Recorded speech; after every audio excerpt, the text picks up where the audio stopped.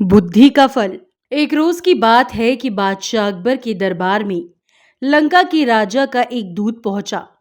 उसने बादशाह अकबर से एक नई तरह की मांग करते हुए कहा, जहांपना, आपके दरबार में एक से एक बढ़कर बुद्धिमान, होशियार और बहादुर दरबारी मौजूद हैं। हमारे महाराज ने आपके पास मुझे एक घड़ा भरकर बुद्धि लाने के लिए भेजा है। हमारे महाराज को आप पर पूरा भरोसा है कि आप उसका बंदोबस्त किसी न किसी तरह से और जल्दी ही कर देंगे। ये सुनकर बादशाह अकबर चकरा गए। उन्होंने अपने मन में सोचा, क्या बेतुकी मांग है। भला घड़े भर बुद्धि का बंदोबस्त कैसे किया जा सकता है। लगता है लंका का राजा हमारा मजाक बनाना चाहता है। कहीं वो इसमें सफल हो गया तो। तभी बादशाह को बीरबल का ध्यान आया। वो सोचने लगे कि शायद ये कार्य बीरबल के वश का भी ना हो, मगर उसे बताने में बुराई ही क्या है। जब बीरबल को बादशाह के बुलवाने का कारण ज्ञात हुआ तो वो मुस्कुराते हुए कहने लगे, जहांपना, चिंता की कोई बात नहीं है। बुद्धि की व्यवस्था हो जाएगी, लेकिन इसमें कुछ हफ्ते का वक्त लग सकता है। बादशाह अकबर बीरबल की इस बात पर कहते भी तो क्या, बीरबल को मुंह मांगा समय दे दिया गया।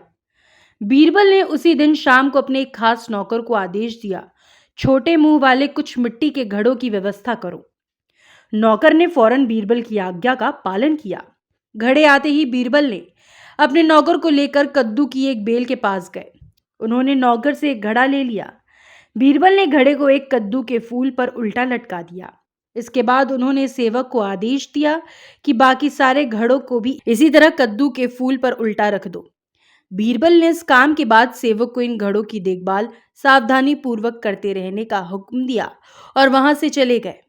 बादशाह अकबर ने कुछ दिन बाद इसके बारे में पूछा तो बीरबल ने तुरंत उत्तर दिया, जहांपना, इस कार्य को हो चुका समझें। बस 2 सप्ताह का समय और चाहिए। उसके बाद पूरा घड़ा बुद्धि से लबालब भर जाएगा। बीरबल ने 15 दिन के बाद घड़ों के स्थान पर जाकर देखा कि कद्दू के फल घड़े जितने बड़े हो गए हैं।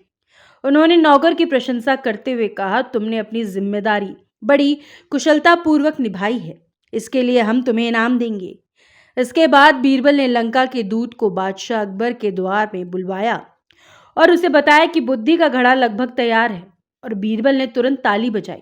ताली की आवाज सुनकर बीरबल का सेवक एक बड़ी थाली में घड़ा लिए हुए बड़ी शान से दरबार में हाजिर हुआ। बीरबल ने घड़ा उठाया और उसे लंका के दूत के हाथ में सौंपते हुए कहा, लीजिए श्रीमान, आप इसे अपने महाराज को भेंट कर दीजिए।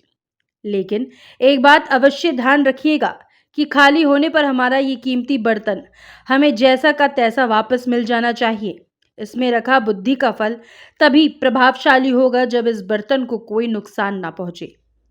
इस पर दूत ने कहा, हुजूर, क्या मैं इस बुद्धि के फल को देख सकता हूँ? हाँ हाँ, जरूर, बीरबल ने गर्दन हिलाते हुए कहा।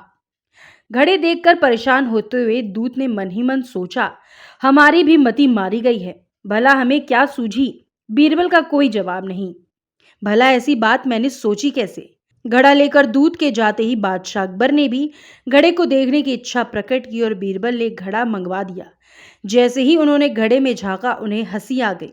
वो बीरबल की पीठ ठोकते हुए बोले, मान गए। तुमने बुद्धि का क्या शानदार फल पेश किया है। लगता है इसे पाकर लंका के राजा के बुद्धिमान होने में तनिक भी देर नहीं लगेगी।